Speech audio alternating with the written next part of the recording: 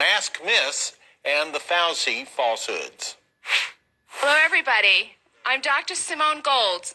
I'm a board-certified emergency physician and the founder of America's Frontline Doctors. I'm also a Stanford University-educated attorney, and we've come back with some of my group for the second White Coat Summit. We're here to speak to America just like we did on July 27th. At that time, we brought the American people truth and hope and optimism. And we're here to give you more truth and more reasons to be optimistic and to not live in fear. There continues to be a great deal of disinformation and outright censorship. Since our summit, the censorship unfortunately has gotten worse. Because of that, we've established a website, America's Frontline Doctors, where you can find the truth, where the truth is not censored. You can also follow most of us on social media. Today, we're going to bring you information about masks, about lockdowns, about, most importantly, early treatment, reasons to be optimistic. We're going to dispel the myths. I want to start with masks, and I start with this because there's a legal crisis, a constitutional crisis that we're not recognizing. And it is, to some extent, personified by the forced mandated wearing of masks. Let's not tiptoe around the great big elephant in the room. The facts are actually not in dispute.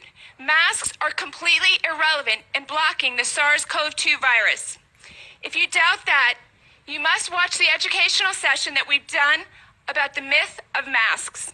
I encourage everyone to do their own internet search and discover that prior to March 2020, there were no scientific journals that asserted that masks could keep out a virus. That's simply not how it works. A virus is 1/1000th the size of a hair. Consider what our Emperor Fauci said when asked if he's sure that masks work. Now remember, he is not new to the game. This has been his life's work for decades. There was no chance that what he said was a mistake, and there was no chance that SARS-CoV-2 is different than any other RNA virus that he has made his life's work. Dr. Fauci said, when you're in the middle of an outbreak, wearing a mask might make people feel a little bit better, and it might even block a droplet, but it is not providing the perfect protection that people think it is. And often there are unintended consequences. Well, a pretty strong statement to start things off. Also in the opening presentation to the White Coat Summit, Dr. Lee Merritt tells the viewers and the press present that the purpose for masks isn't to control viruses, but to control people. Watch this. I'm Dr. Lee Merritt. I graduated at the University of Rochester, New York in 1980. I completed an orthopedic residency, a spine fellowship. I served 10 years as a military surgeon, and I was on a congressional committee that looked at technology for the Navy. I'm a spine surgeon. I've spent 40 years of my life in a mask. And I can tell you in my entire career, as Dr. Gold alluded to, nobody was talking about masks as a control mechanism for viruses. Now, I understand why they can convince people they work, because when you put on a mask and you sneeze, you can tell that it hangs on to those sneeze particles.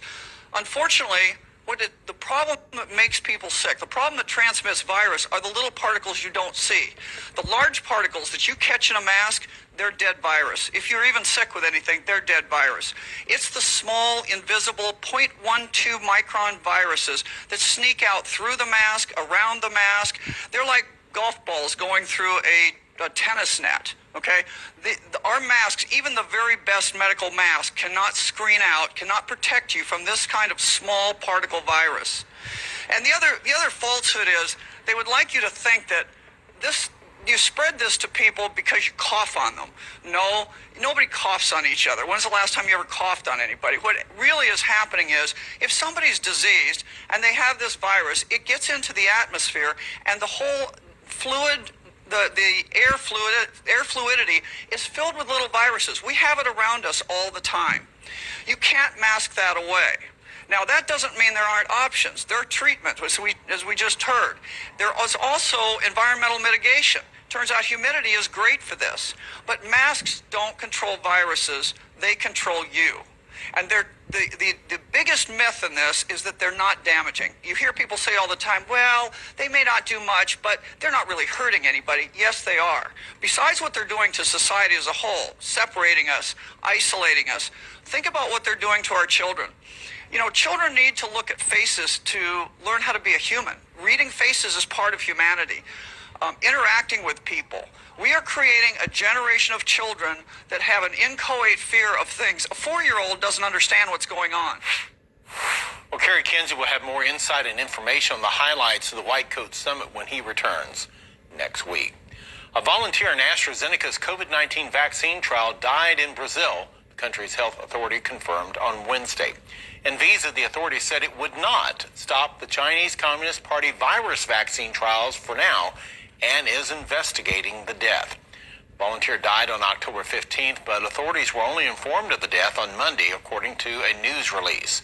In a statement, a government spokesman said that based on the ethical confidentiality commitments provided for in the protocol, the regulatory agencies involved received partial data related to the investigation carried out by this committee, and they suggested to continue the study.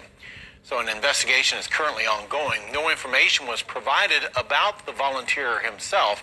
The health authority noted that data on clinical research volunteers must be kept confidential in accordance with the principles of confidentiality, human dignity, and protection of participants, according to the news release. Now, the Federal University of Sao Paulo, which is helping coordinate trials in Brazil, told Reuters the volunteer was a Brazilian national. It's not clear whether the volunteer received the placebo shot or the vaccine. It is clear, however, that he died. Massachusetts Governor Charlie Baker's administration has released guidelines for safely celebrating Thanksgiving next month as COVID-19 cases continue to rise this fall in Massachusetts. Now, officials fear that traditional holiday gatherings could make the trend even worse. They say gathering in groups indoors for an extended period of time with family and friends is likely the worst possible scenario for spreading the virus, Baker said Tuesday. And now, while it's not mandatory, the new list of tips and reminders discourages Thanksgiving dinners with people who are not regular contacts or members of your immediate household. It also includes recommendations for those who do gather with members of other households. In the UK, families will be prevented from having large Christmas gatherings if it's deemed necessary to prevent the spread of COVID-19, a cabinet minister has said. The Environment Secretary, George Eustace, said it was too early to outline exactly what restrictions would be in place over the festive season, but admitted that families would be banned from coming together in large gatherings if needed. Now, the Secretary is quoted as saying it's too early to say, though, exactly what restrictions will be in place by Christmas. And obviously, if we do need to have restrictions in place and prevent families from coming together in large gatherings, if that's necessary to control the virus, then that's what we'll have to do. However, the Sun news outlet in the UK is painting a different picture of the coming Corona Christmas season. Take a look at this headline here. Cops will go into Brits' homes and break up Christmas family gatherings if they break lockdown rules, a police chief has warned. David Jameson, the West Midlands Police and Crime Commissioner, said officers will investigate reports of rule breaking over the festive season. And Mr. Jameson told the press, if we think there's large groups of people gathering where they shouldn't be, then police will have to intervene.